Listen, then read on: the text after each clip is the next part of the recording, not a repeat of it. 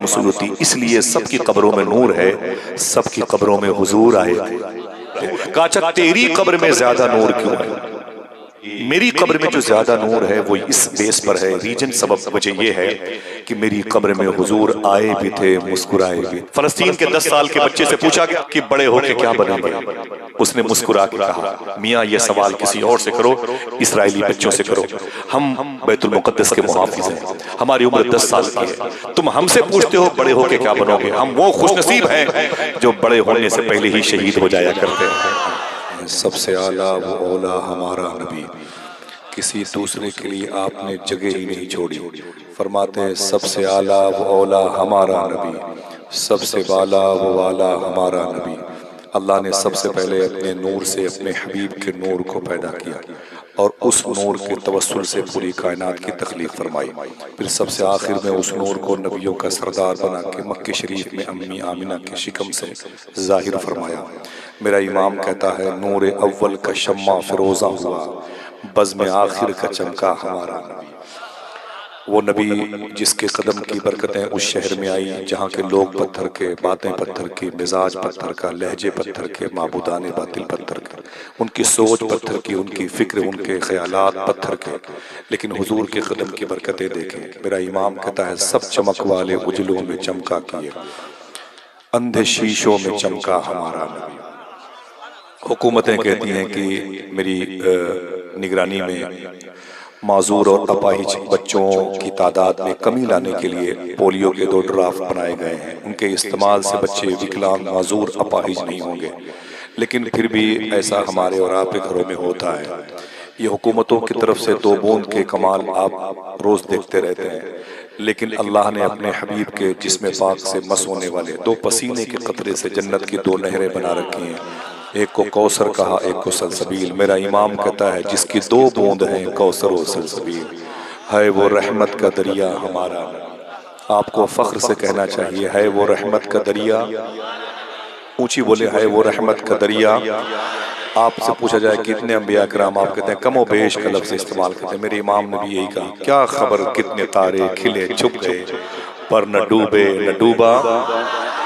हुकूमतें कहती हैं मेरे सपोर्ट में रहो, मेरी पार्टी का झंडा अपने घरों में लगाओ, गाड़ियों में, दुकानों में लगाओ, तुम्हें हम सड़कों की ठेकेदारी वगैरह वगैरह देंगे, तुम कामयाब रहोगे। मेरा इमाम कहता है बरेली शरीफ का ताजदार, ये तुम्हें क्या देंगे, ये खुद मेरे नबी से उधार मांगते हैं। क्या खिल्ली उड़ाई है मेरे इमाम ने। फरमाते हैं कौन देता है देने को मुँह चाहिए, देने वाला है सच्चा। जब एक शख्स की दूसरे शख्स के से कंपेयरिंग होती है ना, तकाबुल होता है, मुआवजना किया जाता है, तो एक को नीचे लाया जाता है, एक को ऊपर। फला डॉक्टर की औकात क्या है, फला जज की औकात क्या है, एक को नीचे गिरा दिया जाता है, एक को ऊपर रखा जाता है। लेकिन जब मेरे बरेली के ताजदार ने कंपेयरिंग की, तकाबुल किया, मुआवजना किया, तो किसी नबी की शान में जर्रा बराबर नुक्स भी देखने को न मिला। आप फरमाते हैं सारे ऊंचों में ऊंचा समझिए है उस ऊंचे से ऊंचा। ये हुजूर सल्लल्लाहु तआला अलैहि वसल्लम की सिफत है, खूबियाँ हैं, जिसे आप अपनी ज़बान में क्वालिटीज़ कहते हैं। ये हुजूर की खूबियाँ हैं, समझ रहे हैं, बड़े हसीन हैं, बड़े जमील हैं, सबसे अच्छे हैं, रसूलों के सरदार हैं, सबसे आखिर में नबियों के सरदार बन के आए। मेरा इमाम इनकिसारी के तौर पर तुराबी सिफत दिए हुए कहता है मैं गुनहगार हूँ। तो हुजूर के अंदर जो क्वालिटी है, क्या ऐसी कोई क्वालिटी हुजूर के अंदर है कि वो गुनहगारों के काम आ जाए? फिर अपनी ज़ात को तसल्ली देते हैं, फरमाते हैं गमज़दों को रज़ा मुज़्दा दीजिए कि है बेकसों का सहारा हमारा। जहाँ हुजूर के अंदर इतनी खूबियाँ पाई जाती हैं, वहाँ एक खूबी ये भी है जिसका कोई साथ न दे उसका आमिना का लाल साथ देता। बड़े अदब और एहतराम के साथ उस्ताजुल असातिज़ा हुजूर मुफ्ती अलीमुद्दीन शाह साहब क़िबला की मौजूदगी है और बड़ी खुशी है। मैं ये जो बेल्ट है बंगाल का, ये पंडवा शरीफ के सरकारों के नाम से मंसूब है।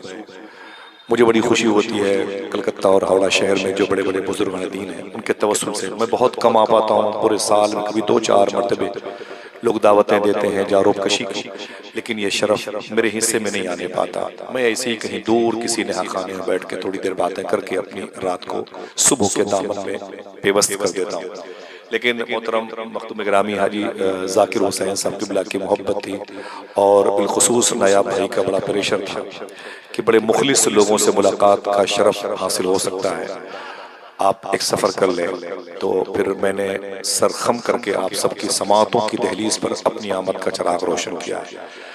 ये चिराग सहरी है, बहुत देर तक टिकेगा नहीं, ठीक है, लेकिन आपकी आंखों की रोशनी सलामत रहे, ये चिराग सहरी हमेशा दुआ करता रहे।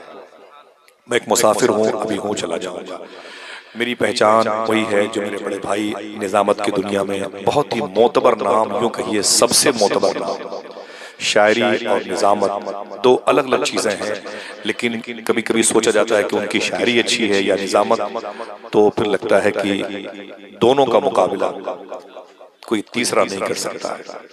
अल्लाह ने वो लहजे में प्रेशर दिया है, वो लोगों को उठाने की सलाहियत दी है, बड़ों की तादाद में इजाफे का सबब बन गए, पढ़ी लिखी समातें मुशायरों में आने लगी।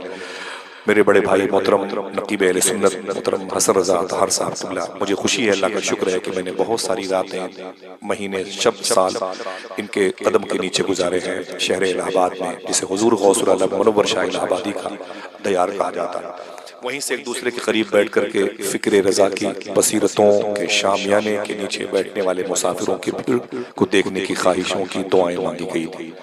आज हम सब यहाँ पर हाजिर हैं, मेरे शेख हुजूर ताजुल शरीया सरकार न रहे, लेकिन मेरे शेख ने फरमाया ना कि जो पिया को भाई अख्तर वो सुहाना राग है, जिससे नाखुश हो पिया वो रागनी अच्छी नहीं। तो मुझे बड़ी खुशी है कि अपनों और अपनों की खुशनुदी का सामान, उनकी तस्किए नफ्स और ततहीर क़ल्बी का सामान बने।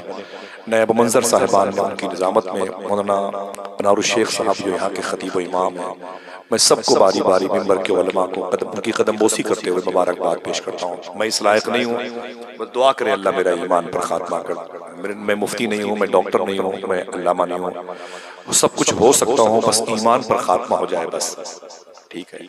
मैं बराए मेहरबानी में अपने तमाम तर बड़ों से गुजारिश करूंगा कि मेरे साथ ऐसा ना किया करें। मौसम जब गर्म था तो एक शख्स ने कहा था कि हब्स उमस का माहौल था, लोग घुटन महसूस कर रहे थे, तो उसने कहा हब्स निकले दिले मुस्तर से बलाएं जाएं। बैठे रहिएगा, जब मुझे जरूरत होगी तो आपकी समातों को बुलाऊंगा। हब्स निकले दिले मुस्तर से बलाएं जाएं, खिड़कियां खोल मदीने से हवाएं आएं। हब से निकले दिले मुस्तर से बलाएं जाएं, खिड़कियां खोल मदीने से हवाएं आएं। मलकुल मौत भी आए तो ये कह दे उनसे महफिले जिक्र नबी है न उठाएं जाएं। क्या कहले, जिंदाबाद जिंदाबाद। मलकुल मौत भी आए तो ये कह दे उनसे, मलकुल मौत भी आए तो ये कह दे उनसे महफिले जिक्र नबी है न उठाएं जाएं। अरे महफिले जिक्र नबी है न उठाएं जाएं, अब्र रहमत की तरह उन पे जवानी आए, लोरियां जिनको दुरूदों की सुनाएं माएं। अब्र रहमत की तरह उन पे जवानी आए, लोरियां जिनको दुरूदों की सुनाएं माएं। नसरी गुफ्तगू करूंगा इंशाअल्लाह। आप बहुत बहुत शुक्रिया साहब। अब आप सब बैठे रहिएगा, जब तक इशारे होंगे आप सबके कदम के नीचे मैं बैठा रहूंगा, उलमा के पैरों का धोवन पीता रहूंगा इंशाअल्लाह। अगर इजाजत दे तो सलाम करूँ, फिर दुरूद पढ़ते हैं, थोड़ी सी बातें हुजूर की करते हैं इंशाअल्लाह।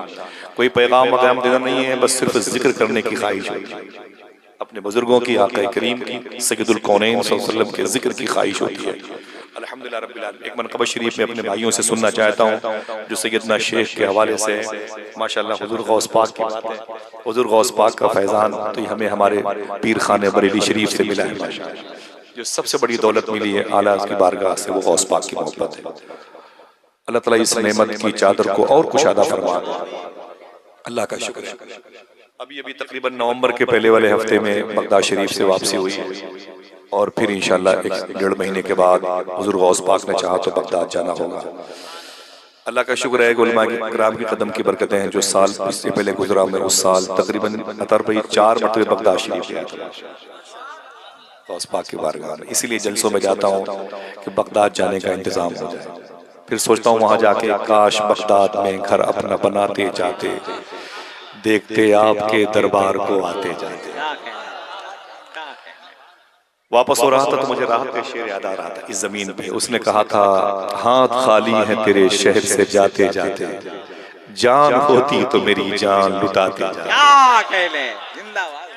दुआ करें इंशाल्लाह। मेरे उलमा ने कहा कि गौस पाक की बातें कीजिएगा, इंशाल्लाह करूंगा किसी न किसी मौके पर। बस आप बैठे रहिएगा इंशाल्लाह, मोहब्बत और एहतराम के साथ थोड़ी सी बातें समाअत कर लें। कोई तफरीह नहीं है, कोई खेल कूद नहीं है, कोई बाजारी लहजा नहीं है। एक दर्द है जो जिक्र मुस्तफ़ा की सूरत में बयान हुआ चाहे। ठीक है, मैं सलाम करता हूँ, मेरे सलाम का जवाब दें। अस्सलामु अलैकुम व रहमतुल्लाहि व बरकातुहू। इसके बाद मिल करके दुरूद शरीफ पढ़ते हैं। दुरूद क्या है, दुरूद शरीफ क्या है, सुनिए आप। हदीस शरीफ में कि आका करीम सल्लल्लाहु ताला अलैहि वसल्लम अपनी उम्मत के लोगों का मैदान महशर में नाम लेके बुलाएंगे, यानी आपका इंशाअल्लाह अपनी उम्मत के लोगों का हुजूर नाम लेके बुलाएंगे, ऐ फलां इधर आ, ऐ फलां इधर आ। तो बताया जाता है कि जब वो हुजूर उसे बुलाएंगे तो वो हुजूर के पास जाएगा और कहेगा, आका आप मुझे पहचानते हैं, आप मेरा नाम जानते हैं? तो हुजूर फरमाएंगे, हाँ मैं तेरा नाम जानता हूँ। तो वो कहेगा, आका आप तो 1400 साल पहले आए थे और मैं 1400 साल के बाद बंगाल की जमीन पर आया था, आप मेरा नाम कैसे जानते हैं? तो हुजूर मुस्कुरा के फरमाएंगे, जब तू अपने घर में, शहर में, मजलिसों में मेरे नाम पर दुरूद पढ़ता था तो वो दुरूद जब फरिश्ते लेके आते थे तो तेरा नाम भी साथ में चला। अल्लाह अकबर, अल्लाह। ये दुरूद की बरकत है जो तुम्हें हुजूरी के आदाब सिखाती है। आप दुरूद पढ़ के अपनी बीवी, अपने बच्चों की निगाह से छुप सकते हैं, लेकिन साहिब दुरूद की निगाह से नहीं छुप सकते। वासिफ अली वासिफ से पूछा गया, दुरूद पढ़ने की शर्त क्या है? सुनिएगा तवज्जो से। जिसका जहां दिल न लगे दिल छोड़ के चला जाए, ठीक है। पूछा गया कि दुरूद पढ़ने की शर्त क्या है? देखिए, तो वासिफ अली वासिफ फरमाते हैं, दुरूद पढ़ने की एक शर्त है। कितनी? कोई एक आदमी बोले, एक शर्त है। पूछा गया वो एक शर्त कौन सी है? तो वासिफ अली वासिफ फरमाते हैं, दुरूद पढ़ने की जो एक शर्त है वो ये है कि दुरूद पढ़ने वाला और जिस पर दुरूद पढ़ा जाए दोनों का जमाना एक होना चाहिए। समझ रहे हैं? ये शर्त। मैंने आपसे सलाम किया, मैं भी था और आप भी थे, दोनों थे कि नहीं थे? तो सलाम करने के लिए दो का होना जरूरी है, आपका भी और मेरा भी।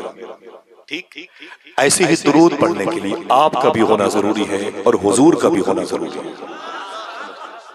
क्या दुरूद पढ़ने की शर्त एक यही है कि जिसको दुरूद, जिसकी बारगाह में दुरूद पेश किया जाए उसका भी होना जरूरी है और दुरूद पढ़ने वाले का भी।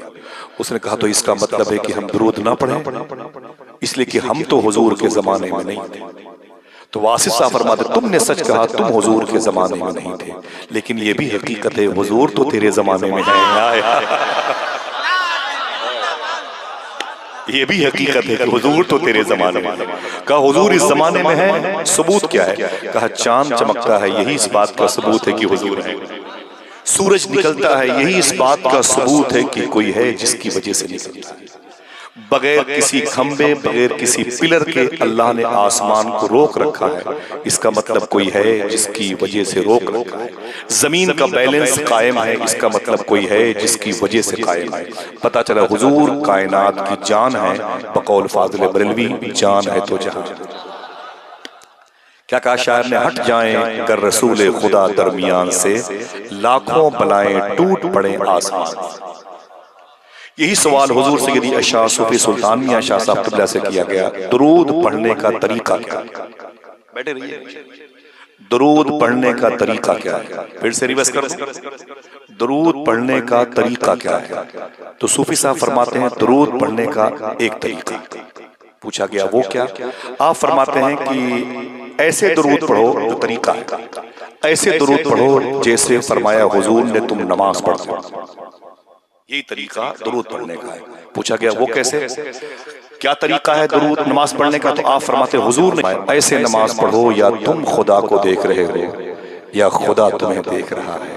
फिर फरमाते हैं ऐसे ही दुरूद पढ़ो या तुम नबी को देख रहे हो या नबी तुम्हें देख रहा है। अल्लाह अकबर। हाजिर बाश होने की निशानियां हैं। तुम्हारे शहर से जो मदीने का डिस्टेंस फासला है 3-3.5-4 हजार किलोमीटर का, ये दुरूद खत्म कर देता है।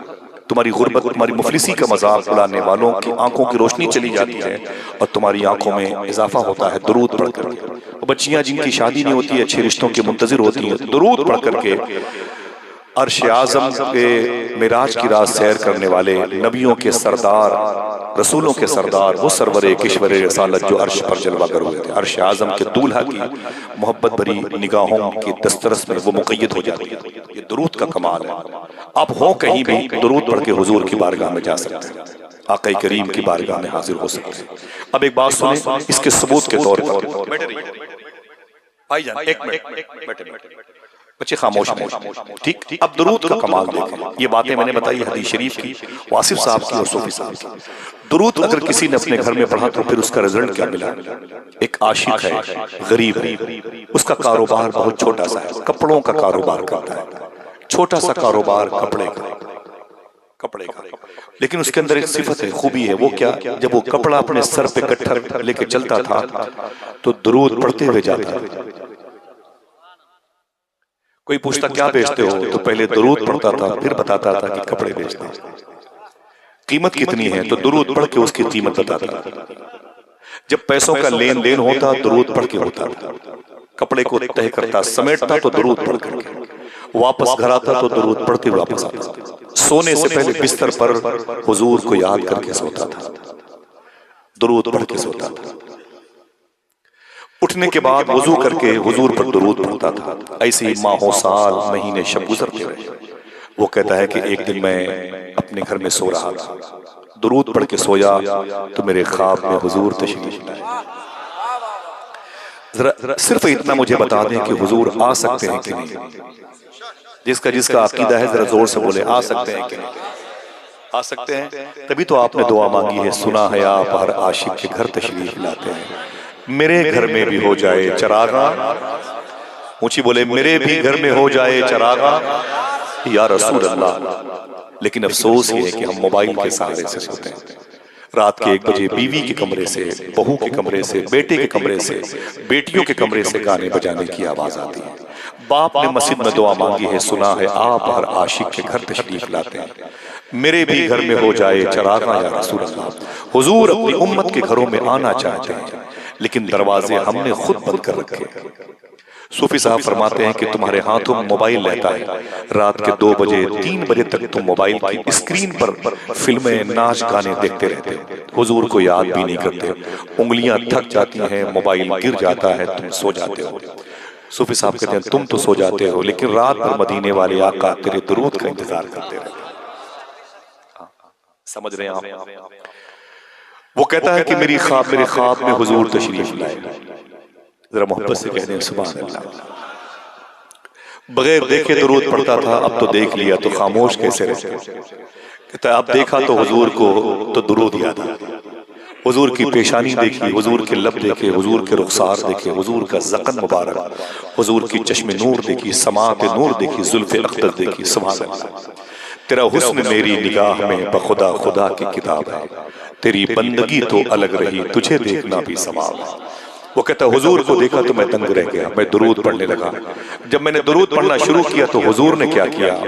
देखना कितने लोग सुभान अल्लाह कहते हैं। वो कहता है हुजूर ने अपने दोनों हाथों को आगे बढ़ाया, मुबारक हाथों को आगे बढ़ा करके मेरे बाजुओं को पकड़ा और पकड़ के अपनी तरफ खींचते हुए हुजूर ने इरशाद फरमाया, ऐ मेरे आशिक, मैं तेरे इन होठों को चूमना चाहता हूँ जिन होठों से तू मुझ पे दुरूद पढ़ा करता है। दोस्तों ये उमर शरीफ के ड्रामे नहीं है कि आपकी तफरीह तबाह का कोई इसमें सामान होगा, लेकिन कल्बी वारदात को मुनकलिब करने के लिए बातें हैं।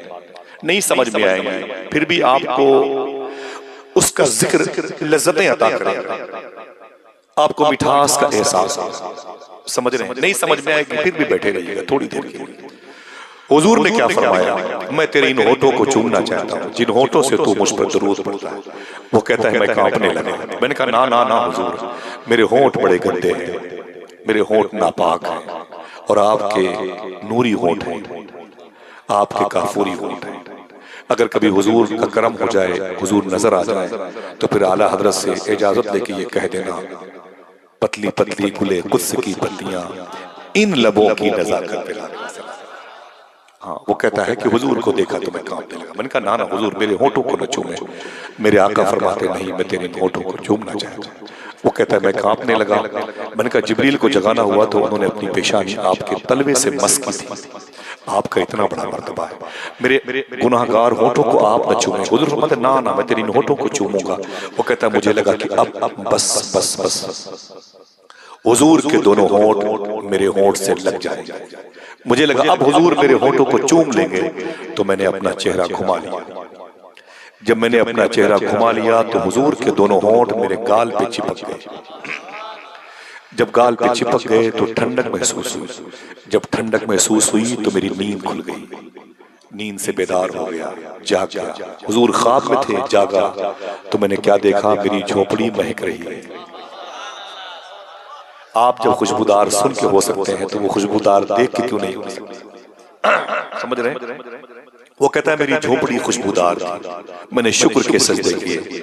नमाज फजर के बाद जब मैं आगे बढ़ा ना तो गली में मेरे मोहल्ले के लोगों ने दौड़ा के पकड़ा, बोले ठहरना भाई ठहरना। मैंने कहा क्या बात है? लोगों ने कहा जरा ये बता, गरीब इंसान तेरे घर में खाने के लिए रोटियां नहीं है, पहनने के लिए कपड़े नहीं है, रहने के लिए मकान नहीं है, इतना कीमती इत्र तूने कहां से लगा लिया? उसने कहा मैंने कोई इत्र नहीं लगाया। कहा फिर ये जो खुशबू तेरे बदन से आ रही है, उसने रो के कहा जो खुशबू मेरे बदन से आ रही है ये मेरे बदन की खुशबू नहीं है, तो हुजूर के बदन की खुशबू मेरे बदन से आ रही है। कहा तुझे कैसे मिल गई? कहा दरूद पढ़ने की वजह से। क्या दिक्कत होती है आपको दरूद पढ़ने में? क्या बिगाड़ा है आपका किसी ने? क्या बिगाड़ा है? सूफिया ने जिनमें दरूद के फजाइल बयान किए। सब कुछ करते हो, हुजूर को याद नहीं करते हो। कब्र के चिराग का इंतजाम नहीं करते हो। मैदान महशर की रुसवाइयों के बीच में आपको इज्जत देने वाला कौन है? वही आमीना का लाल। दिल से दुआ करो, जब अपने कारोबार के लिए निकला करो तो बावजू निकला करो इंशाअल्लाह। समझ गए ना? जब घर से निकला करो तो वजू बना के निकला करो। बाइक पर बैठे तो दरूद पढ़ते हुए निकला करो इंशाअल्लाह। 10 मरतबे ही सही हुजूर को याद कर लिया करो, जिसने पूरी जिंदगी आपके आने से 1400 साल पहले आपको याद किया, उसको आप आने के बाद ऐसा भूले हैं। ये कौन सी मोहब्बत है भाई? दुआ करो कि ये दिल हुजूर की मोहब्बत का एटीएम बन जाए। आमीन कह दो। बड़े अदब और एहतराम के साथ दुरूद शरीफ आवाज़ बुलंद पढ़िएगा। थोड़ी सी बात करूंगा इंशाअल्लाह। अल्लाहुम्मा सल्ली अला सय्यिदना व शफीअना व नबियना व मौलाना नूरिका मुहम्मदिन व इत्रतिही व बारिक व सल्लिम बिअदद कुल्लि मालूमिन लक। मेरे आका सल्लल्लाहु अलैहि वसल्लम ने कुरान शरीफ की आयत तिलावत फरमाई, मुहम्मद रसूलुल्लाह, मुहम्मद अल्लाह के रसूल हैं। ऊंची बोले मोहम्मद अल्लाह के रसूल। सबकी आवाज आनी चाहिए, मोहम्मद अल्लाह के रसूल है। कई बातें छुपी हुई हैं। एक वो जो मोहम्मद है, उन्हें ऐसा मत समझना कि सिर्फ अम्मी हलीमा की बकरियां चराते थे। समझ रहे हैं? वो अल्लाह के रसूल है। समझ रहे हैं? और एक फरमाते हैं सूफी साहब किबला कि वो थे नहीं, जिनके अकीदे सलामत है, ऊंची बोले मोहम्मद अल्लाह के रसूल है। तीसरी बात ये है, इस बात का इशारा करता है कि जैसे आप हैं तो नजर आ रहे हैं, मुफ्ती साहब किबला हैं तो नजर आ रहे हैं, उलमा हैं तो नजर आ रहे हैं, अतर भाई हैं तो नजर आ रहे हैं, आपके सर पे टोपी है तो नजर आ रही है, ये स्क्रीन नजर आ रहा है, हुजूर हैं। अगर ये एतिकाद में शामिल है तो नजर क्यों नहीं आते? और आपने है पर फोर्स दिया है। तो सूफिया फरमाते हैं कि हुजूर अपनी क़यामगाह में, कहा हुजूर की क़यामगाह क्या? तो सूफिया फरमाते हैं आशिकों का दिल है। हुजूर अपने आशिकों के दिलों में, वो जो मोहम्मद अल्लाह के रसूल अगर हैं तो अपने चाहने वालों के दिलों में रहते हैं। क्या कहा था हुजूर मुहद्दिस आज़म की बारगाह में? बड़े लतीफ है नाजुक से घर में रहते हैं, मेरे हुजूर मेरी चश्मे तर में रहते हैं। क़याम उनका न फर्शे ज़मीन अर्श बनी, वो अपने चाहने वालों के घर। समझ गए? हुजूर हैं, हुजूर हैं अपने आशिकों। ये आशिक कौन होता है? ये क्या पेड़ पौधों पे नाजिल होते हैं? ये बारिश के कतरों में टपकते हैं, साथ में जमीन से निकलते हैं? आशिक कौन होते हैं? सुनिएगा तवज्जो से। ये मुबारक कबीले से दो अजीम रूहों के मिलने पर कभी कभी ये कर्म हो जाता है। जैसे बाबा फरीदुद्दीन गंज शकर ने कहा, मालूम है कौन है? पाक पट्टन में लेटे हुए हैं, सरकार साबिर पाक और महबूब इलाही के पीर हैं। नसीरुद्दीन चिराग देहलवी के दादा पीर हैं, ख्वाजा बंदा नवाज गेसु दराज के परदादा हैं, कुतुबुद्दीन बख्तियार काकी के ये लाडले मुरीद और खलीफा हैं, गरीब नवाज के पोते हैं। बाबा फरीद गंज शकर अपनी माँ के पास गए, बोले अम्मी जान कहा क्या बात है बेटे? कहा तेरा फरीद बड़े ऊंचे स्टेटस पर आ गया। कहा क्या हुआ? कहा जो फरीद को देखता है वो कलमा पढ़ लेता है, जो भी देखता है वो कलमा पढ़ लेता है। मेरी माँ बड़े जलवे हैं तेरे बेटे फरीद के। माँ ने कहा ना ना ना मेरे बेटे, इसमें तेरा कोई कमाल नहीं है। कहा फिर? कहा जो भी कमाल है वो मेरा। कहा वो क्या? कहा अगर बचपन में तुझे मैंने वजू करके दूध न पिलाया होता तो ये कमाल तेरे अंदर। तो किसी को ये नेमतें माँ की शिकम की बरकतों से मिला करती है, किसी को वालिद की शब्बेदारी से मिला करती है। आका करीम सल्लल्लाहु अलैहि वसल्लम का फजल अगर किसी मखसूस आवाजों पर, अजसाम पर, आज़ा पर होता है तो वो कौन लोग हैं जिनके दिलों में हुजूर रहते हैं? तो जो सुनिएगा, वो आपके दरमियान बैठे हुए लोग हैं, लेकिन हमें नजर नहीं आते क्योंकि हम साहिब नजर नहीं है। हमारी ये आंख अंदर वाली ये बिल्कुल इसे दिखाई नहीं देता। हमें बस वो चीजें दिखाई देती हैं जो देखने में उजाला के रूप में है, लेकिन हकीकत में वो अंधेरा है।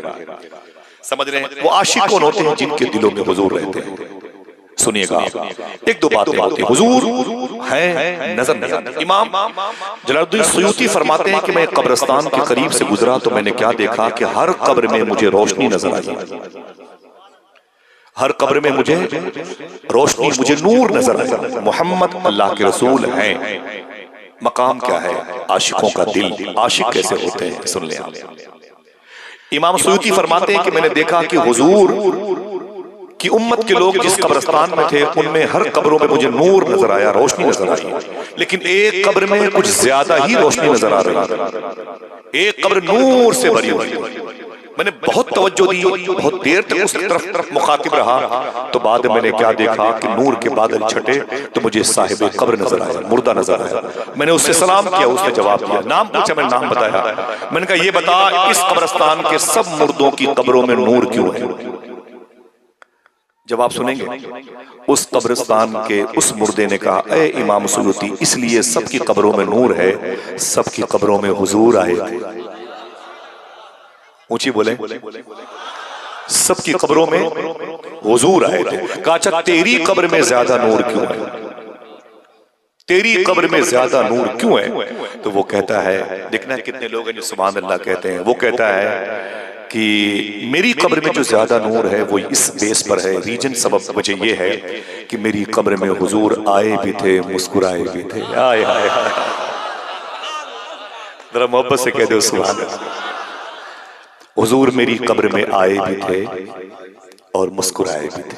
यूं मुस्कुराए जान सी कलियों में पड़ गई, यूं लब कुशा हुए कि गुलिस्तान। मेरी कब्र में हुजूर आए भी थे और मुस्कुराए भी थे।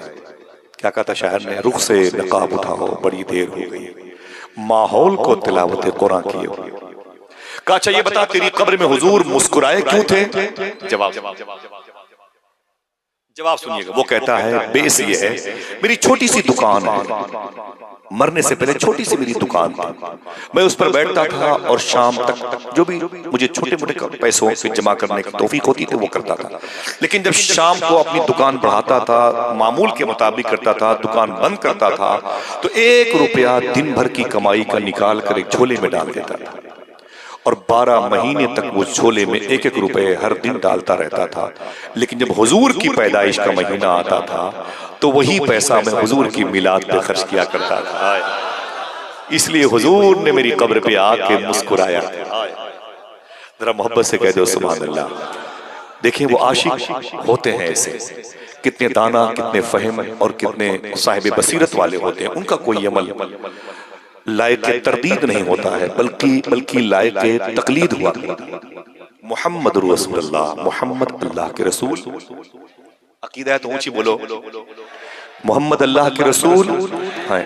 एक जुमला सुन लीजिएगा, दिल कहे तो चले जाइएगा। सूफी साहब से पूछा गया हुजूर के जिक्र के बारे में, एक जुमला कदम बोसी करता हूं। आपने फरमाया हुजूर के जिक्र का कमाल यह है कि हुजूर की मौजूदगी में होता है। हुजूर के जिक्र का कमाल यह है, हुजूर की मौजूदगी में होता है। हुजूर होंगे तो जिक्र हुजूर होगा, जिक्र हुजूर होगा तो फिर हुजूर।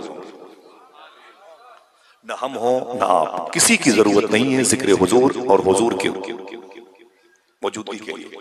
जिक्र हुजूर हुजूर को बुला लेता है और हुजूर जहां होते हैं वहां जिक्र हुजूर होता है। अब ये हम और आप पर करम हुआ है जो यहाँ पर आ गए हैं, और ये करम किन किन पर होता है? जिनके दिलों में हुजूर रहते हैं। वो सुने, अम्मी आमिना का लाल कैसा था कि जिसकी मोहब्बत लोगों के दिलों में पाई जाती है। एक शख्स कहता है कि मैंने तारीख पढ़ी है, मदीने शरीफ में बड़ा तासुब परस्त, जिसको अपनी जबान में आप जनसंगी कहते हैं, जो हुजूर के नाम पर बगावत करता था, हुजूर के नाम पर जिसे नफरत थी, दस्तरखान पर बैठ के हुजूर को गालियां देता था, अपने बच्चों को हुजूर का दुश्मन बनाता था, अपनी बीवी बच्चों के सामने हुजूर के जिसमें नूर की बरकतों का मजाक उड़ाता था, दोस्तों को पैसे दे दे करके हुजूर के खिलाफ जमा करता था, अपनी फौज जमा करता था। उसका काम यही था, हुजूर के खिलाफ महाजराई करना। उसका एक बेटा था 10-15-12 साल का। वो बेटा कहता है कि एक दिन मैं मदीने की गली से गुजर रहा था, इधर से मैं जा रहा था, उधर से हुजूर आ रहे थे। मैंने कभी हुजूर को देखा नहीं था, जब हुजूर मुझे नजर आए तो मैं ठहर गया। वो कहता है कि जब मैंने हुजूर को देखा तो मेरी आंखें तंग रह गई। कभी ऐसी आंखें नहीं देखी, कभी ऐसी पेशानी नहीं देखी, कभी ऐसे लब नहीं देखे, कभी ऐसे रुखसार नहीं देखे। देखता भी कैसे, बनाने वाले ने दूसरा मोहम्मद बनाया ही नहीं। वो कहता मैं दंग रह गया, ऐसी जुल्फे हुजूर की, मैं कैद हो गया उसमें। मैं करीब गया, मैंने कहा आप कौन हैं? तो हुजूर मुस्कुरा के फरमाते हैं, यूं तो मैं आमिना का लाल हूं, लेकिन हकीकत में अल्लाह का रसूल हूं। कुरान मुझ पर नाजिल हुआ है, पत्थर के बुत ये सब झूठे हैं, फ्रॉड है, आखिरी रसूल हूं, अल्लाह एक है। वो कहता है कि मैं हुजूर को देखता रहा और हुजूर चले गए। जब हुजूर चले गए तो मेरे दिल में, मेरी आंखों के रास्ते से हुजूर की मोहब्बत का चिराग रोशन हो गया। बड़े तासुब परस्त घर से उसका ताल्लुक था। वो कहता है घर आया, दस्तरखान पर बाप ने हुजूर के खिलाफ बातें शुरू की, मेरा दिल टूट गया। मैं उठ के चला गया, बिस्तर पे जब सोने का वक्त आया तो हुजूर याद आया। चंद आंसू तकिए पे गिरे, मैं सो गया। आंख खुली तो मैं मदीने की गलियों से गुजरता रहा और हुजूर को देखने की कोशिश करता रहा। आहिस्ता आहिस्ता चुपके चुपके जब मैं हुजूर को देखता ना, तो फिर हुजूर की मोहब्बत मेरे दिल में और बैठती चली जाती थी, और बैठती चली जाती थी। मेरी गुफ्तगू सिर्फ बच्चों के लिए है, जवानों के लिए। बुजुर्गों को सारी बातें याद है, ऐसे बैठे रहे। जरा मोहब्बत से जहमत हो तो सुभान अल्लाह कहते हैं। वो यहूदी का बच्चा है, हम मुसलमानों के घरों में पैदा हुए, हमारी माँ बहनें घर के अर्दन बर्तन सब मुसलमान होने का दावा करते हैं। वो यहूदी का बच्चा, तासुब परस्त घराने से, कबीले से उसका ताल्लुक है, लेकिन हुजूर को देखा उसने तो दिल में हुजूर आ गए। वो जो मोहम्मद अल्लाह के रसूल, पता चला उसके दिल में आ गए। रातों को बिस्तर पे आता तो हुजूर को याद करके रोता था। शायर ने क्या कहा, या रसूल अल्लाह दिन तो हंस बोल के बच्चों की तरह बीत गए, रात आई तो तेरी याद में रोने न सोने न दिया। तड़पता रहता था अपने बिस्तर पे। जब ज्यादा तड़प पैदा हुई तो उसका असर जिस्म पे होने लगा, बीमार पड़ गया। जब बीमार पड़ गया ना, तो बाप ने बड़े बड़े हुक्मा, हकीम, मतलब तबीब हॉस्पिटल के पास गया, बड़ा इलाज किया, लेकिन मरज बढ़ता गया जो जो दवा की। समझ रहे हैं आप? वो बच्चा ठीक ना हुआ। ठीक कैसे होता है? ये इश्क रसूल का मरज था। मेरे इमाम ने कहा था, इश्क तेरे सदके जलने से छुटे सस्ते, जो आग बुझा देगी वो आग लगाएगी। गालिब ने कहा था, ये इश्क नहीं आसान, बस इतना समझ लीजिए, एक आग का दरिया है और डूब के जाना है। शायर ने कहा था, इश्क इंसान को कलंदर बू वली करता है, इश्क पागल नहीं पागल को वली करता है। ये हुजूर की मोहब्बत है। हुजूर जिसको रास आ जाए, रास आ जाए। वो बच्चा कहता मैं तड़पता रहा, मैं तड़पता रहा, यहाँ तक कि इतना बीमार हुआ कि लोगों को बता नहीं पाता था कि मैं बीमार तुम्हारा हूँ, दवा मांग रहा हूँ। आज हम जवान हो गए हैं लेकिन हुजूर को याद नहीं करते। जुमा के दिन 2 रकात नमाज पढ़ के भाग जाते हैं। ये भी नहीं पूछते किसी से खुतबे से पहले मौलाना अनारुल शेख साहब ने आज तकरीर में क्या बयान किया। पूछते नहीं कि मुफ्ती साहब का मैसेज क्या था, कुछ नहीं। हमें 2 रकात से मतलब है, पता नहीं वजू करके सही तरीके से आए थे कि नहीं आए थे। कैसे हुजूर की मोहब्बत हमारे दिलों में पैदा होगी। आशिक लोग थे जिनके दिल में हुजूर रहते थे, चुपचाप बैठे हुए थे। किसी ने कहा सुनो तो, बोले चुप चुप चुप। बोले क्या बात है?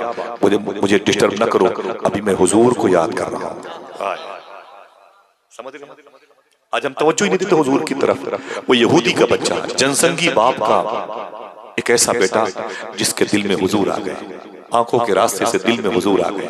अभी उसने अपने मुसलमान होने का इजहार नहीं किया। क्या मतलब? इकरारुम बिल लिसान की मंजिल से नहीं गुजरा, लेकिन व तस्दीकुम बिल कल्ब की मंजिल से गुजर रहा। नहीं बताया किसी को ये जो आग लगी है मोहब्बत की, इसका बेस क्या है, इसका रीजन क्या है। वो तड़पता रहा, बहुत इलाज किया उसके बाप ने, लेकिन ठीक ना हुआ। साहिबो जरा सोचो, ये 10-12 साल का बच्चा हुजूर के चेहरे नूर में क्या देखा था। अल्लाह अकबर। जो इसका दिल टूट गया, चकनाचूर हो गया हुजूर की मोहब्बत में, इसकी फिक्र पर हुजूर गालिब आ गए।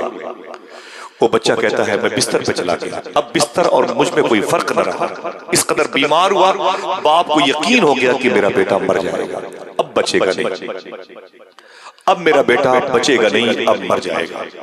तो बाप अपने बेटे की चारपाई के पास आया, कहा बेटे मैंने तेरा बड़ा इलाज किया है, शायद तू बच जा, लेकिन तू ठीक होने की पोजीशन में नहीं है, तू बचेगा नहीं, तू मर जाएगा। ऐ मेरे बेटे, तेरी आखिरी कोई ख्वाहिश हो तो मुझे बता दे। बच्चे ने रो के कहा अब्बू मेरी आखिरी ख्वाहिश आप पूरी नहीं कर सकते। बाप ने कहा ना ना ना, बता तो सही तेरी आखिरी ख्वाहिश क्या है। अपनी ताकत से बढ़ करके तेरी आखिरी ख्वाहिश पूरी करने की सही करूंगा, कोशिश करूंगा। बच्चे ने कहा अब्बू नाराज ना हो तो बता दूं कि मेरी आखिरी ख्वाहिश क्या है। दिल है सीने में तो इसे रखिएगा संभाल कर। बाप ने कहा बोल मेरे बेटे तेरी आखिरी ख्वाहिश क्या है। बच्चे ने कहा अब्बू नाराज तो नहीं हो गए? कहा नहीं। बच्चे ने कहा देखना है कोई ऐसा आशिक जिसके दिल की आवाज पहुंचे। बच्चे ने कहा अब्बू मेरी आखिरी ख्वाहिश यह है कि मैं मरने से पहले एक मरतबे हुजूर को देखना चाहता। दिल जिससे जिंदा है वो तमन्ना तुम ही तो हो, हम जिसमें बस रहे हैं वो दुनिया तुम ही तो हो, जो दस्तगीर है वो तुम्हारा ही हाथ है, जो डूबने न दे वो वसीला तुम ही तो।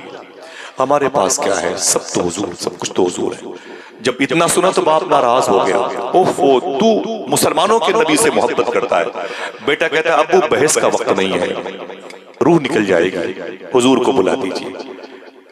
अगर मेरी आखिरी ख्वाहिश पूरी करना चाहते तो बुला दे मुसलमानों के नबी को, मेरे आका को। बाप चिल्ला गया, गुस्से में हुजूर की बारगाह में आया। उसने कहा मुसलमानों के नबी, मेरे आका फरमाते क्या बात है। उसने कहा मेरा बेटा घर पे आपका इंतजार कर रहा है, बीमार बहुत ज्यादा है, देर न करें चले जल्दी, हो सकता है कि वो आपसे मुलाकात हो वरना वो मर भी जाए, जल्दी चले। हुजूर ने अपने गुलामों से फरमाया उठो मेरे आशिकों, एक आशिक मेरा इंतजार कर रहा है। शेर पढ़ दूं? शायर कहता है कि बुझी हुई शम्मा का धुआं हूं और अपने मरकज को जा रहा हूं। बुझी हुई शम्मा का धुआं हूं और अपने मरकज को जा रहा हूं। ये दिल की दुनिया तो मिट चुकी है, अब अपनी हस्ती मिटा रहा हूं। शेर सुनिएगा, संभालिएगा, मजबूरी न हो तो शेर समझने की मुझे बताइएगा। बुझी हुई शम्मा का धुआं हूं और अपने मरकज को जा रहा हूं। ये दिल की दुनिया तो मिट चुकी है, अब अपनी हस्ती मिटा रहा हूं। इधर ये घर से निकल रहे हैं, उधर मेरा दम निकल रहा है। इधर वो घर से निकल रहे हैं, उधर मेरा दम निकल रहा है। दगा कहां दे गई है किस्मत, वो आ रहे हैं मैं जा रहा हूं। अल्लाह अकबर, अल्लाह अकबर। उधर वो घर से निकल रहे हैं, इधर मेरा दम निकल रहा है। दगा कहां दे गई है किस्मत, वो आ रहे हैं मैं जा रहा हूं। हुजूर फरमाते चलो मेरे आशिकों, मेरे आशिक के पास। हुजूर तशरीफ लाए जब उसके घर में ना, कहाँ है वो? बाप ने कहा अंदर आए। हुजूर जब अंदर आए तो वो बच्चा मरीज, थोड़ी सांसों का मोहताज, वक्त लिए हुए। जब उसने अपने घर में हुजूर को देखा तड़प गया। क्यों? वो आए घर में हमारे खुदा की कुदरत है, कभी हम उनको कभी अपने घर को देखते। हुजूर को देखा तो रोने लगा, आंखें भर आई, अश्क बार। आज हुजूर मेरे घर पे आए, देर बहुत हो चुकी है। हुजूर ने जब उसे देखा ना तो हुजूर ने जुमला इरशाद फरमाया, बेटे कलमा पढ़ ले। क्या फरमाया हुजूर ने? कलमा, ऊंची बोले, कलमा पढ़ ले। जैसे फरमाया हुजूर ने कलमा पढ़ ले, डर गया। उसने हुजूर के बगल में अपने बाप को देखा, जैसे मैं कलमा पढ़ूंगा मेरा बाप नाराज हो जाएगा। फरमाते हुजूर कलमा पढ़ ले।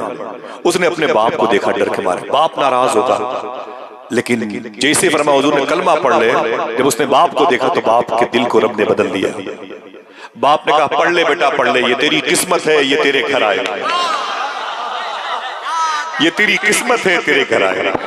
अल्लाह अल्लाह अल्लाह, क्या कहने, यूं तेरा इसमें गिरामी मेरे लब पर आ गया, जैसे दरिया तशनगी के पास चलकर। क्या कहने, पढ़ ले मेरे बेटे पढ़ ले, ये तेरी किस्मत है, तेरे घर आएगा। जैसे उस बच्चे ने कलमा पढ़ा, हुजूर अपना कदम मुबारक घर से बाहर निकाले। जैसे हुजूर बाहर निकले, उस बच्चे की रूह निकली। पहले कहा गया था ना, उधर वो घर से निकल रहे हैं, इधर मेरा दम निकल रहा है, दगा कहाँ दे गई है किस्मत, वो आ रहे हैं, मैं जा रहा हूं।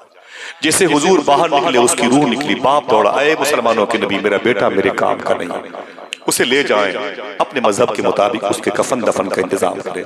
मेरे आका पलटे अपने गुलामों को लेके, फरमाते हैं ऐ मेरे गुलामों उठा लो मेरे आशिक को। देखना कोई है जो सुभान अल्लाह। मेरे आका फरमाते हैं इसके कफन का इंतजाम मैं करूंगा, इसके गुस्ल का इंतजाम मैं करूंगा, इसकी नमाज जनाजा मैं पढ़ाऊंगा। अल्लाह अकबर। अगर किसी ने हुजूर से ऐसा इश्क किया कि ऐलान कर दिया मुराहार सिंगार तुम्हीं से है, बगियन में बहार तुम्हीं से है, तो हुजूर की तरफ से भी करम नवाजी हुई है। मेरे आका ने फरमाया उठा लो मेरे आशिक की लाश, उठा लो मेरे आशिक की लाश, यानी ऐलान कर दो आशिक का जनाजा है, जरा धूम से निकले। आए हाय क्या कहने, जिंदाबाद। अगर जहमत हो तो जरा हाथों को उठा के बोलो लब्बैक या रसूल अल्लाह, लब्बैक या रसूल अल्लाह। अपने अपने माँ बाप की मग़फ़िरत के लिए फिर से बोले लब्बैक या रसूल अल्लाह, दिल से बोले लब्बैक या रसूल अल्लाह। आशिक का जनाजा है, जरा धूम से निकले, महबूब की गलियों में जरा घूम के। मेरे आका फरमाते उठा लो मेरे आशिक, उठा लो मेरे आशिक। मेरे आका सल्लल्लाहु तआला अलैहि वसल्लम उसे बुलाया, हुजूर ने उसके गुस्ल का इंतजाम किया, हुजूर ने उसकी नमाज जनाजा पढ़ी, हुजूर ने उसकी नमाज जनाजा पढ़ी। उसकी जब तदफीन का वक्त आया ना, यानी कब्र को मिट्टी का वक्त देने का वक्त आया, हुजूर ने उसे बकी शरीफ के करीब में कब्रिस्तान है, दुनिया की सबसे अजीम सबसे बड़ी कब्रिस्तान इराक में नजफ अशरफ में, जिसे बाबू सलाम कहते हैं, जहाँ स्वालिह अलैहिस्सलाम और हूद अलैहिस्सलाम की मज़ारात है, करोड़ों के ऊपर मुर्दों की मज़ारात है। वहाँ पर बड़ी रातें मैंने गुजारी है। इस नवंबर में मैंने 4 रात उसी शहर में गुजारी जो नवंबर चल रहा है, नजफ अशरफ में, मौला अली के शहर में, अल्हम्दुलिल्लाह रब्बिल। लेकिन दुनिया की सबसे बड़ी अजीम कब्रिस्तान अगर कोई है तो बकी शरीफ है। इसी कब्रिस्तान में हुजूर की लाडली बेटी मखदूम कायनात आराम कर, इसी कब्रिस्तान में हुजूर के चचा जनाब अब्बास, इसी कब्रिस्तान में मौला अली मखदूम कायनात के घर की पहली बहार इमाम हसन लेटे हुए हैं, उनके बगल में उनके भतीजे इमाम ज़ैनुल आबिदीन लेटे हुए हैं, उनके बगल में इमाम बाक़िर लेटे हुए हैं, उनके बगल में इमाम जाफर सादिक लेटे हुए हैं। अगर कोई सुभान अल्लाह कहने के लिए राजी हो तो बता दूं, इसी कब्रिस्तान में हुजूर की 2 फुफू आतिका और सुफैया आराम कर रहे हैं। इसी कब्रिस्तान में हुजूर की और 3 बेटियां मखदूमा ज़ैनब और रुक़ैया उम्मे कुलसूम आराम कर रही हैं। इसी कब्रिस्तान में हुजूर के बेटे जनाब इब्राहीम आराम कर रहे हैं। इसी कब्रिस्तान में हुजूर की 9 अज़वाज आराम कर रही हैं। इसी कब्रिस्तान में हुजूर की चची, हुजूर की समधी मखदूमा कायनात मखदूमा फातिमा की सास, मौला अली की माँ, हसन हुसैन की दादी मखदूमा फातिमा बिनते असद आराम कर रही हैं। अगर कोई बोलना चाहे तो बोले इसी कब्रिस्तान में अम्मी हलीमा भी आराम कर रही हैं। बकी शरीफ के हर जर्रों को सलाम। अल्लाह उस पाकीज़ा जर्रों को हमें चादर नूर बना के आखिरी सफर में ओढ़ने की तौफीक अता फरमाए। मेरे आका ने फरमाया मेरे इस आशिक को इस कब्रिस्तान में ले चले। 10-12 साल का बच्चा बाजी मार ले गया, समझ रहे, हम 70 साल के हो गए याद नहीं करते। लेकिन सुने जब उसकी कब्र में उसे उतारने का वक्त आया ना, तो गर्मी ज्यादा नहीं थी, लोग ज्यादा नहीं थे। फिर से रिवर्स करता हूं, गर्मी ज्यादा नहीं थी, लोग ज्यादा नहीं थे, लेकिन मेरे आका सल्लल्लाहु अलैहि वसल्लम बार बार अपनी पेशानी मुबारका से पसीने मुबारका पहुंच रहे थे। सुभान अल्लाह, सुभान बार बार। और हुजूर सल्लल्लाहु अलैहि वसल्लम उस बच्चे के जनाजे में पंजों के बल चल रहे थे। सुभान अल्लाह, सुभान अल्लाह। पंजों के बल। किसी ने तदफीन के बाद पूछा आका भीड़ ज्यादा नहीं थी, आप पंजों के बल चल रहे थे, गर्मी ज्यादा नहीं थी, आप पसीने पहुंच रहे थे, क्यों क्यों क्यों? मेरे आका फरमाते हैं मुस्कुरा के, दिल कहे तो बोलना। हालांकि दिल सुभान अल्लाह कहना चाहता है, वो नफ्स की वजह से लोग नहीं कहते, हकीकत यही है। मालूम है क्या कहा हुजूर ने? हुजूर फरमाते मैं पंजों के बल चल रहा था, मैं पसीने पोंछ रहा था, इसलिए वो जो बच्चा जिसकी मिट्टी हुई है तदफीन अमल में आई है, वो मुझसे इस कदर मोहब्बत करता था, इस कदर मोहब्बत करता था, उसके जनाजे में इतने फरिश्ते आ गए थे, मुझ मोहम्मद को भी चलने में दुश्वारी पैदा हो गई। नारे तकबीर, नारे रिसालत। आशिक का जनाजा है जरा धूम से निकले, महबूब की गलियों में जरा घूम के निकले, ये इश्क नहीं आसान बस इतना समझ लीजिए। समझ रहे? एक आग का दरिया है और डूब जाने की बात करता तो गालिब गालिब ना होता, डूब के जाने की बात, वरना डूब तो सब जाते हैं, डूब तो बड़े बड़े पटीचर जाते हैं, डूब के जाने की बात की गालिब ने। डूब के निकल गए सिद्दीक अकबर, डूब के निकल गए फारूक आजम, डूब के निकले उस्मान गनी, डूब के निकले मौला अली, ओवैसे करनी, डूब के निकले फुज़ैल बिन अयाज, इब्राहिम दसूकी, अहमद बदवी, कबीर अहमद रफाई, सैयदना शेख अब्दुल कादिर, ख्वाजा पाक, ये डूब के निकलने वाले। ये वही लोग हैं जिनको देख के लोग कहते थे वो मोहम्मद जो अल्लाह के रसूल हैं वो यही हैं, वो इन्हीं के दिलों में रहते हैं। आज क्या बात है, हमारे दिल पाकीज़ा नहीं है, हम जहां बैठते हैं बुराइयों की बातें, गीबत की बातें, हसद की बातें, चुगलखोरी में लगे रहते हैं, हमारा दिल दूसरों के अंडर में चला गया है, इसलिए हमारी तन्हाइयां मुसलमान न रही। आप दुआ करते हैं ऐ अल्लाह मुसलमानों पे करम फरमा, सूफी कहता है ये गलत तरीका है, ये कहा करो अल्लाह हमारी तन्हाई को मुसलमान बना दे, अल्लाह हमारी आंखों को मुसलमान बना दे, अल्लाह हमारी सोच को मुसलमान बना दे, अल्लाह हमारी फिक्रों को मुसलमान बना दे, अल्लाह ताला हमारे दस्तबाजू को मुसलमान बना दे। मालूम है हालात क्या हो जाते हैं अगर आप हुजूर की मोहब्बत से दूर हो जाएं, तो वही होता है जो स्पेन में हुआ था। मालूम है हो सकता है कि आपके लिए गुफ्तगू हमें कब ये शुरू होगी, कब ये शुरू होगी, ये हो अभी तो कुछ हंसाया नहीं इन्होंने, अभी तो कुछ कोई शेर नहीं पड़े तरन्नुम में, अभी तो उन्होंने हाथ उठा के और लोगों को मुतहर्रिक करके कोई नारे नहीं लगवाए, कोई बात नहीं की, तकरीर कब शुरू करेंगे यही तो नहीं फैसला हो पा रहा है। 2 घंटे निकल जाते हैं, लोग समझते हैं अब शुरू होगी, अब ठीक है। न तकरीर करने के लिए आता हूं न तकरीर सुनाने के लिए, मैं तकरीर जो बातें हैं वो आपको याद कराने के लिए आता हूं, और कभी तकरीर नहीं, कोई पैगाम नहीं, ये जिक्र है जो हमारे बुजुर्गों का है। इस जिक्र में लज्जतें हैं, इसमें मिठास है, इसमें जाज़बियत है, इसमें मक़नातीसियत है, यही हमारे क़ल्ब की खुराक है जिसके बारे में कुरान कहता है अला बिज़िक्रिल्लाहि तत्मइन्नुल क़ुलूब।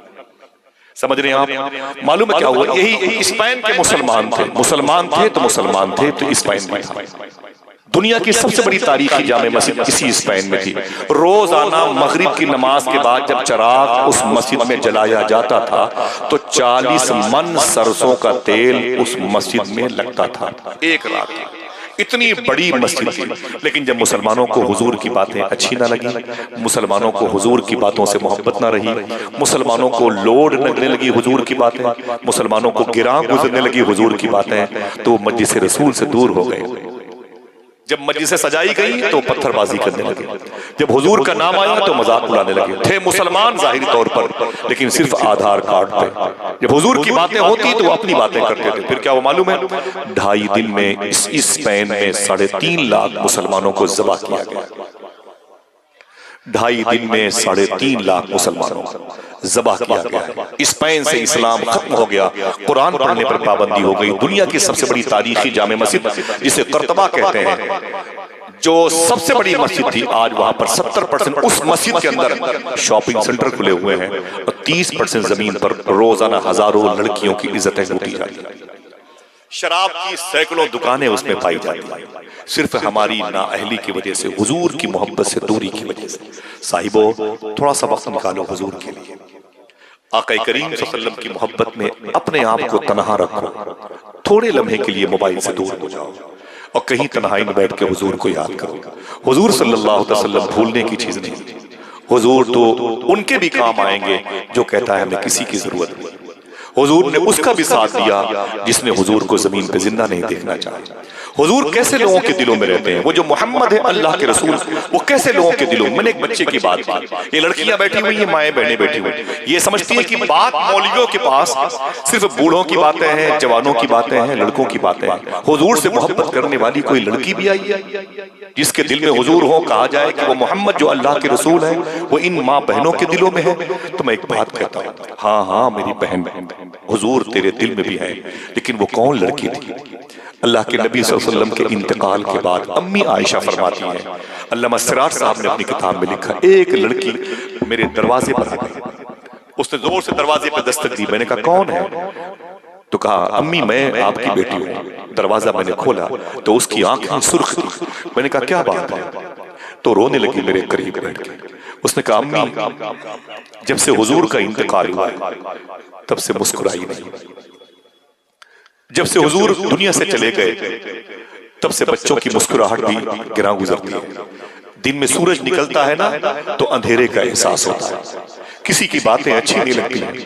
अम्मी बस एक इरादा लेके आई हूं, अगर आपको जहमत न हो तो मुझे हुजूर की मजार शरीफ ज़ियारत करा।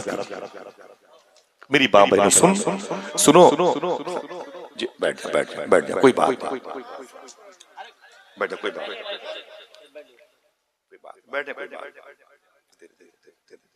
बैठ जा कोई बात दे जरा मोहब्बत से कहते हैं सुभान अल्लाह।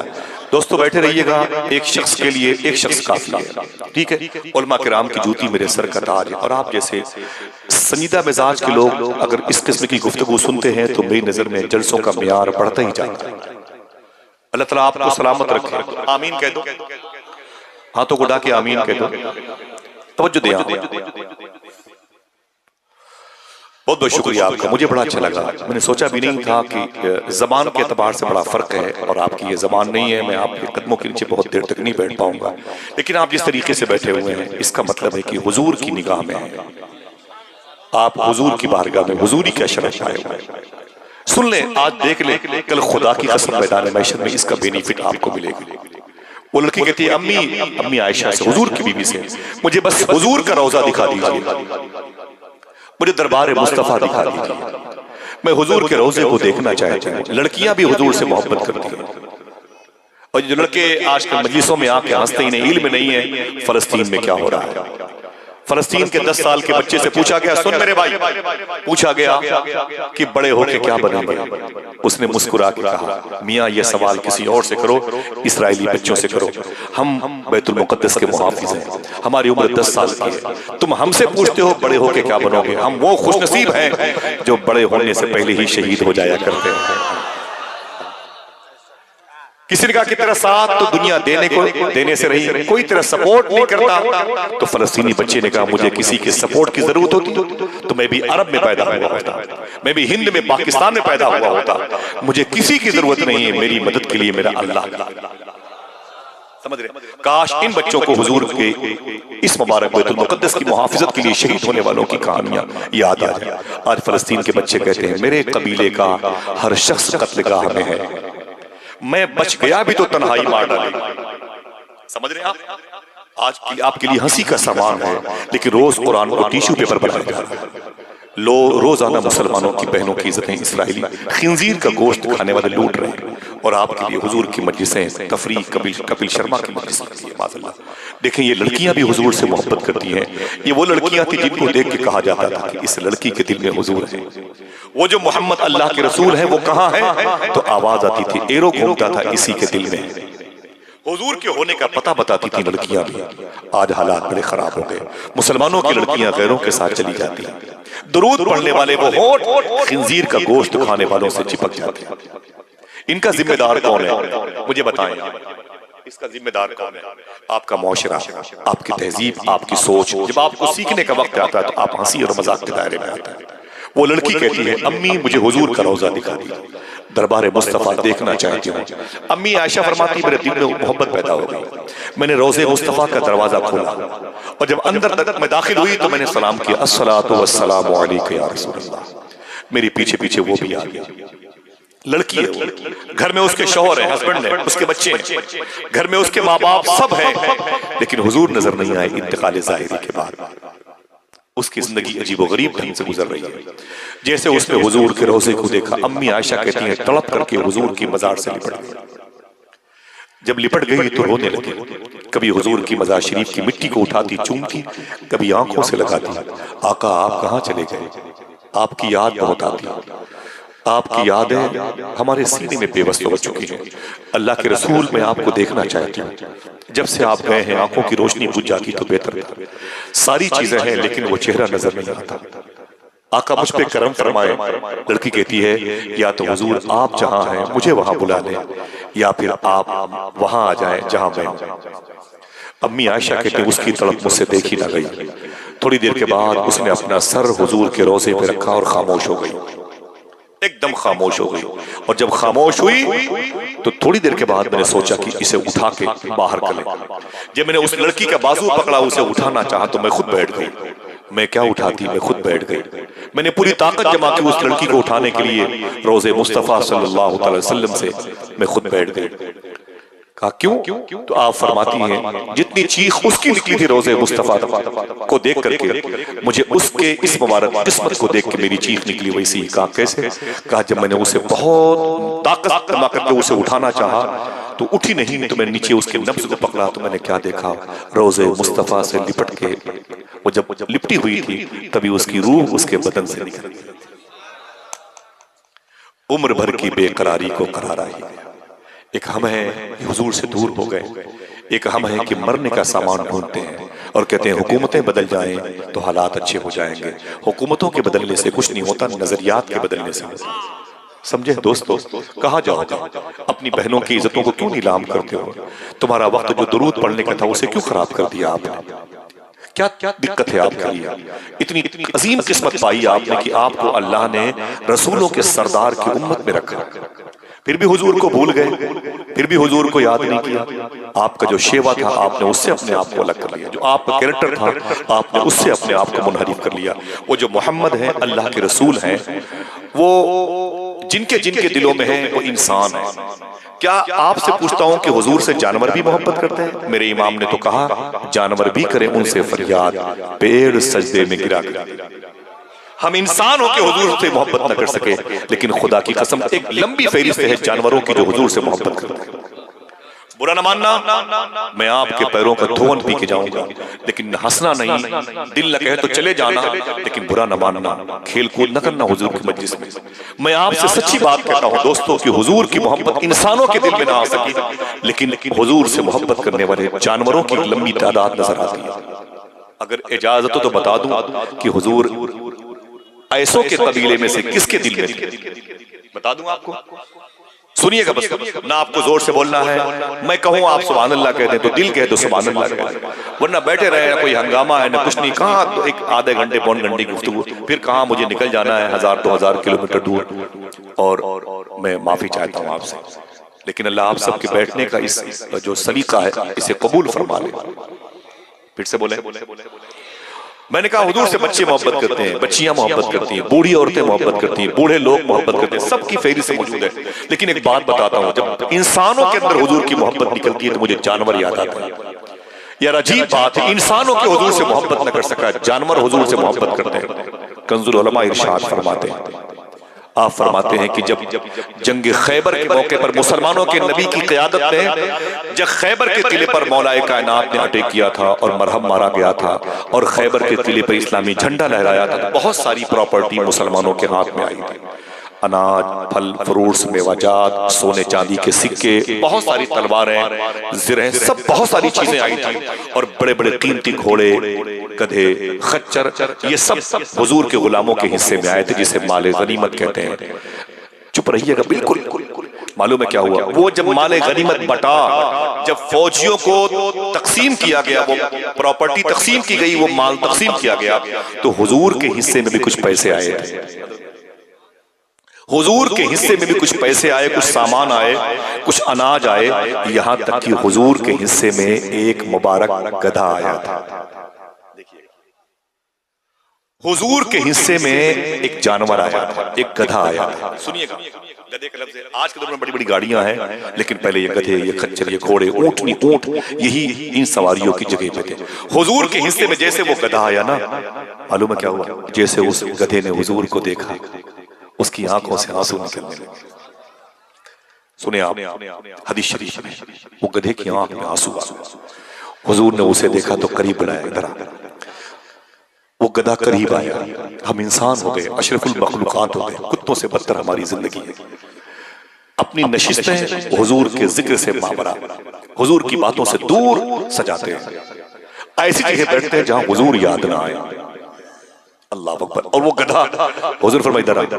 वो गधा करीब आया, हुजूर ने फरमाया कि अपने बारे में कुछ बता। देखना कितने लोग हैं जो उसकी बातों को गौर से सुनते हैं। वो गधा कहता है कि रसूलों के सरदार, मेरे जो बाप बाप के बाप बाप के बाप, मेरी जो मेरे पुरखे थे ना, उनकी नस्ल में 60 गधे आए हैं। कितने? ऊंची बोले, 60 गधे गुजरे हैं, 60, समझ रहे हैं? और ये वो 60 गधे हैं। देखना है कोई सुभान अल्लाह कहता है कि नहीं कहता। इन सब की पीठ पर किसी न किसी ने नबी ने सवारी जरूर फरमाई। सबकी पुष्ट पर किसी न किसी नबी ने सवारी जरूर फरमाई। सुभान अल्लाह। हुजूर फरमाते हैं और तेरी पीठ पर? वो कहता है हुजूर बस आपकी बारी है। जरा मोहब्बत से कहते हो सुभान अल्लाह। अच्छा अपने बारे में बता। अब तो वो कहता है कि उस नस्ल का मैं आखिरी गधा हूं, मैं उस नस्ल का आखिरी गधा हूं। और फिर कहता है और हुजूर आप रसूलों में आखिरी हैं। अल्लाह, आप रसूलों में आखिरी हैं। अल्लाह अकबर। मेरे आका फरमाते अपने बारे में कुछ बता। तो वो कहता है कि मैं पैदा हुआ था तो मुझे एक साहब ने लिया और मेरी परवरिश की नशोनुमा हुई, मुझे बढ़ाया गया, मैं बड़ा हुआ, ताकत और कुव्वत आई तो एक यहूदी था, मुझे पाल पोस के बड़ा किया था। मैं ताकतवर हो गया था तो मेरी पीठ पर बैठना चाहता था। 59 जो मेरे बाप बाप के बाप अजदाद अमजाद गुजरे, पुरखे गुजरे, उनकी पीठ पर सिवाय नबी के कोई न बैठा था। अब ये यहूदी मेरी पीठ पर बैठना चाहता था। जब वो मेरी पीठ पर बैठना चाहता था, तैयारी करके आया, जैसे वो बैठने की कोशिश की, मैंने अपने आप को हटा दिया, वो जमीन पर गिर पड़ा। जब जमीन पर गिर पड़ा तो उसने फिर तैयारी की, फिर मेरी पीठ पर बैठने की कोशिश की, फिर मैं हट गया, फिर जमीन पर गिर पड़ा, फिर बैठने की कोशिश की, फिर हट गया, फिर जमीन पर गिर पड़ा। वो कहता है हुजूर उसने मुझे मारा बहुत, उसने मुझे खूंटी में बांध दिया, बहुत मारा, कई दिनों तक मुझे खाना न दिया। फरमाते हुजूर फिर? वो कहता मैं भूख बर्दाश्त करता रहा लेकिन अपनी पुश्त की इस्मत का सौदा नहीं किया, अपनी पीठ की इज्जत मैंने नीलाम नहीं की। ये पुश्त मैंने सिर्फ आपके लिए रखा संभाल करके। भूखा था हुजूर, मुझे याद है, मैं मार खा जाता, जख्मी हो जाता था, लेकिन मैंने उफ तक न की। मैंने कहा मेरे मौला मैं मर जाऊं लेकिन मेरी पुश्त की इज्जतों को सलामत रख। ये पुष्प तेरे हबीब के लिए है मेरे मौला, इसे बचा के। वो कहता है कि मैं मार खाता रहा, बर्दाश्त करता रहा, लेकिन उसे बैठने न दिया। थक के ऊब के उसने एक फौजी के हाथ मुझे बेच दिया। कहा फिर? कहा वो बिकते बिकते फिर मैं इस खैबर के किले में आ गया और आपके गुलामों ने जंग जीत ली तो मैं बटा, और बटने के बाद आपके हिस्से में आ गया। हुजूर फरमाते हैं तेरा नाम क्या है? उसने कहा याफूर नाम है। क्या नाम है? याफूर नाम, ये आइन फेवार है, याफूर नाम है। हदीस शरीफ में जुमला है, हुजूर फरमाते हैं ये बता क्या तू चाहता है कि तेरी नस्ल आगे बढ़े? समझ रहे हैं? हुजूर फरमाते हैं क्या तू चाहता है कि तेरी नस्ल आगे बढ़े? उसने कहा ना ना ना ना। कहा क्यों? कहा जब आप आखिरी रसूल हैं तो मैं भी आखिरी गुलाम बनना चाहता हूं। हुजूर ने अपना सामान रखा, उसे मदीने शरीफ लेके आए। सुभान अल्लाह। मालूम है हुजूर उस पर सवारी फरमाते थे, हुजूर उस गधे पर सवारी फरमाते थे। यही नहीं, जब हुजूर अपने घर वापस आते मदीने शरीफ में, उसके पुश्त से सामान उतार करके हुजूर जब अपने घर में अपने गुलामों के जरिए रखवाते तो उस मुबारक गधे से मालूम क्या कहते? उसके कान के पास खड़े थे, सुन मदीने में मेरे गुलाम हैं, उनका नाम है तलहा, जाके उनसे कह दो कि तुझे हुजूर बुला रहे हैं। फिर से रिवर्स कर दूं, हुजूर उस गधे के कान के पास खड़े होकर बोलते हो मदीने में मेरा गुलाम है, उसका नाम फला है, जाके उससे कह दो कि तुझे हुजूर बुला रहे हैं। अगर सुभान अल्लाह कहने के लिए आप में से कोई राजी हो तो बता दूं आपसे, एक मिनट पहले ठहर जाए। मालूम है उस नाम को जो नाम हुजूर लेते या मदीने में इस नाम का मेरा गुलाम है, उसे बुला के ला तुझे हुजूर याद कर रहे हैं। सुने आप, उस नाम के कई गुलाम हुजूर के सहाबी मदीने में होते, लेकिन वो गधा उसी सहाबी के हाथ था जिस सहाबी को हुजूर बुलाना चाहते हैं। सुभान अल्लाह, अल्लाह अल्लाह अकबर। दिल जिससे जिंदा है वो तमन्ना तुम ही तो हो, हम जिसमें बस रहे हैं वो दुनिया तुम ही तो हो, जो दस्तगीर है वो तुम्हारा ही हाथ है, जो डूबने न दे वो वसीला तुम ही। हमारे पास और क्या है? ये कपड़े उतार लिए जाएंगे, गौस पाक फरमाते नहीं उतरेंगे तो कैंची से काट लिया जाएगा। समझ रहे? जाएगी कोई चीज नहीं, सारी प्रॉपर्टी धरी की धरी रह जाएगी। मूसा अलैहिस्सलाम से कहा, जो भाई बीच में बातें कर रहे हैं मैं गुजारिश करता हूं थोड़ी सी तवज्जो दे दे। मूसा अलैहिस्सलाम ने कहा मेरे पास एक केस आया था। इस जुमले को हुजूर गौस पाक के शहादत से शबात में बयान करना बहुत प्यारी बात है। आज जमीनों के मामले में भाई भाई का कत्ल करता है। हुजूर की मोहब्बत कहां से दिल में आएगी? जमीनों की मोहब्बत दिलों में है। मूसा अलैहिस्सलाम के पाकीज़ा बारगाह में एक केस आया। दो लोगों ने कहा हुजूर ये 50 बाई 50 का प्लाट मेरा है। एक ने कहा नहीं नहीं नहीं मेरा है, मेरे दादा ने खरीदा। उसने कहा ना ना मेरे बाप के बाप ने खरीदा। लड़ गए। तो एक साहब ने मूसा अलैहिस्सलाम से कहा हुजूर, फरमाया क्या बात है? कहा हुजूर ऐसा करें इन दोनों को अलग अलग कमरों में बंद कर दें। अलग अलग कमरे में बंद करने के बाद तफ्तीश करें, खुद पता चल जाएगा ये जमीन किसकी है। मूसा अलैहिस्सलाम कहते हैं मुझे मशवरे मत दे, मैं इन दोनों से क्यों पूछूं कि जमीन किसकी है? मैं जमीन से न पूछ लूं तू किसकी है, मैं चल के जमीन से न पूछूं तू किसकी है। मूसा अलैहिस्सलाम आए, बोले जमीन कहाँ है? बोले ये प्लाट है, ये मेरे दादा ने खरीदा। उसने कहा ना ये मेरे बाप के फला ने खरीदा है। फरमाते चुपचाप खड़े रहो। मूसा अलैहिस्सलाम ने उस जमीन से पूछा, उस जमीन से, ये कहता है ये मेरी जमीन है, ये कहता है ये मेरी जमीन है। ए जमीन तू बता तू किसकी है? समझ के बैठते हैं, हर चीज समझते हैं तो जुमला भी समझ सकते हैं। ठीक है, कहा जमीन ये बता तू किसकी है, इसकी है कि इसकी है? जमीन से आवाज आई, ए मूसा कलीमुल्लाह, न मैं इसकी हूं न मैं इसकी हूं, दोनों झूठ बोलते हैं, ये दोनों मेरे हैं, ये दोनों। समझ गए? डॉक्टर अब्दुल जलील बुरहानपुरी ने कहा था तालिबे सुबह तरफ मेरे हैं, जिसको मेरी है तलब मेरे हैं। सब ये कहते हैं हमारी है जमीन, और जमीन कहती है सब मेरे हैं। झूठ बोल के पैसे कमाएगा, दिल में इश्क रसूल कहां से पैदा? हराम खा के अपने बच्चों को पालने की रवायत बन गई है। पूछो ये क्या करते हो? तो कहते हैं हुजूर महंगाई बहुत है, अगर हराम नहीं खिलाऊंगा तो बच्चों को पाल नहीं पाऊंगा। तू बच्चों को पालेगा? सुलेमान अलैहिस्सलाम ने कहा था मेरे मौला इतनी बड़ी दुनिया है, तू अपनी मखलूक को, बंदों को पालता कैसे?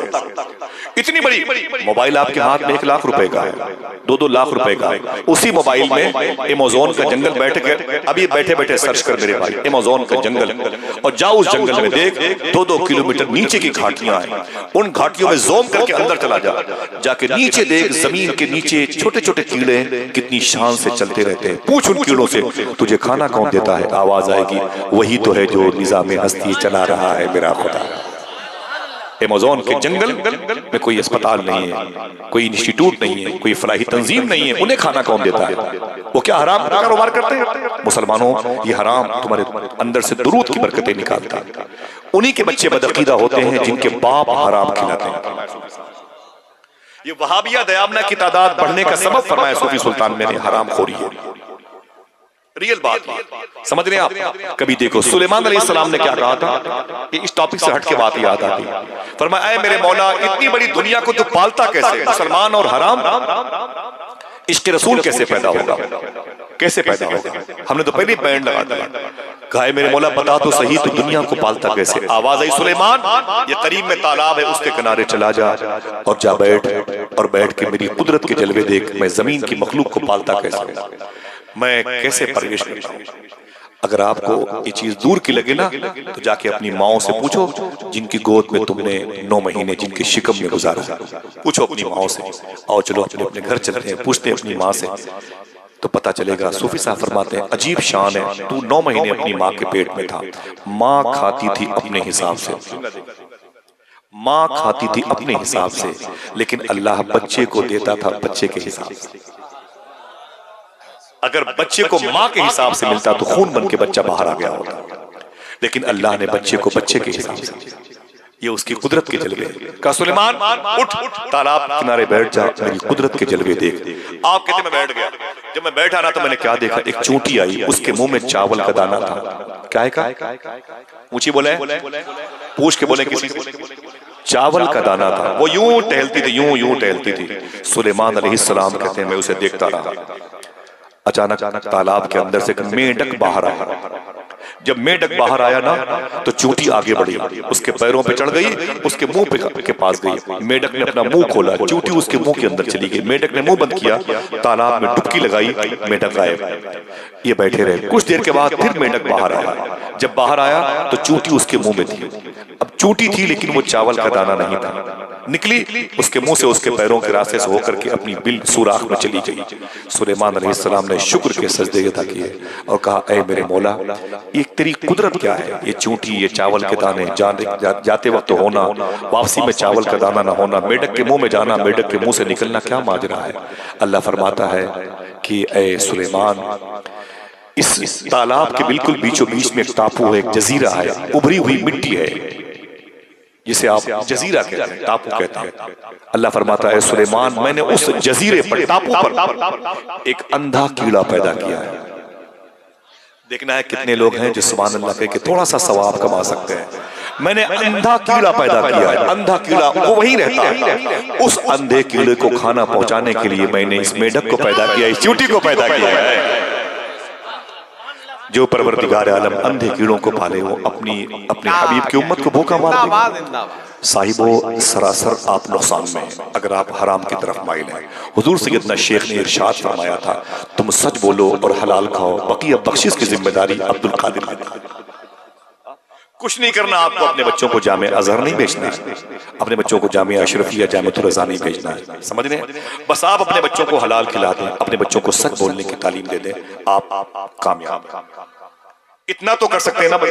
आप क्या नहीं कहते अपने बच्चों से, बेटा मैथ में टॉप कर ले, अंग्रेजी में टॉप कर ले, ज्योग्राफिया में टॉप कर ले, किसी सब्जेक्ट में तो टॉप कर ले।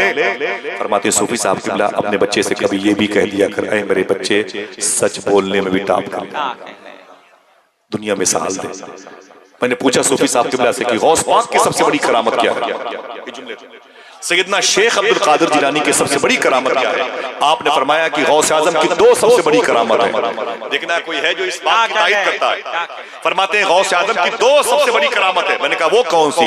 ये मुर्गे को जिंदा करना, ये सूरज में गुम हो जाना, ये चोर को अवतार बना देना। फरमाया ना ना ना, गौस पाक की दो सबसे बड़ी करामत है। मैंने कहा वो कौन? का एक करामत ये कि गौस पाक ने कभी झूठ नहीं बोला, दूसरी सबसे बड़ी करामत ये कि गौस पाक ने कभी हराम नहीं खाया। अल्लाह, मुसलमान हो तुम, कहाँ जाओगे? किससे रोशनी की भीख मांगोगे? कौन है तुम्हारा हमदर्द? दुनिया तुम्हें जिंदा नहीं देखना चाहती, तुम्हें सिर्फ इसलिए दुनिया पालती है कि उनके जूतों में पालिश करो तुम, उनके घरों की नालियां साफ करो तुम रहोगे, तुम्हारे घरों में बच्चियां पैदा होंगी, ये उनकी तायुश परस्ती का सामान बनेगी, उनकी इज्जतें लूटने के लिए दुनिया तुम्हें पालती है। समझ रहे आप? समझ रहे हैं आप अपने आप को संभालो हुजूर की मोहब्बत के लिए, हुजूर के इश्क के लिए अपने आप को तैयार। जो पीछे बैठे भाई बैठ जाएं, बेटा बैठ जा, बैठ जाओ, बैठ जाए, बैठ जाए। अच्छा नहीं लग रहा है क्या? बैठ जाए जी, बैठ जाए, बैठ जाए, कोई दिक्कत नहीं, ठीक है, होता रहता है। अल्लाह ताला इन बच्चों पर खुश सलीकी की बारिश बरसाए और मुअद्दब बना दे। समझ रहे हैं आप? कहते हैं कि हम हराम नहीं खाएंगे तो काम कैसे चलेगा? हुजूर की मोहब्बत के लिए सबसे बुनियादी चीज है कि हलाल खाओ। हाथों को उठा के बोलो इंशाअल्लाह। मत आना किसी जलसे में, मत आया करो भाई ये 100-200 रुपए का ये 2 लीटर तेल पेट्रोल भरा के कहाँ जाते हो? गाड़ियां लड़ जाती हैं, आप थके मांदे लोग, कल कारोबार नहीं, क्या मतलब जलसे जुलूस में जाने का आपका? हम भी अपने मोहल्ले में कहीं मिलाद पढ़ लिया करें क्या? एक जलसा पूरी जिंदगी में, एक जलसे में जाया करो, लेकिन फिर पूरी जिंदगी हराम न खाया करो। क्या दिक्कत है इसमें? परेशानी किस बात की है? इतना भी नहीं कर सकते? लोग फख्र से कहते हैं, हमें वासिफ भाई मैं अगर हराम नहीं खाऊंगा तो बच्चों को कैसे पालूंगा? मैं बताऊं बच्चों को कैसे पाला जाता? इमाम अब्दुल्ला याफई ने एक बात कही है, अगर तकलीफ ना हो तो हाथों को उठा के बोल दो लब्बैक या रसूल अल्लाह। ऊंची बोले लब्बैक या रसूल अल्लाह।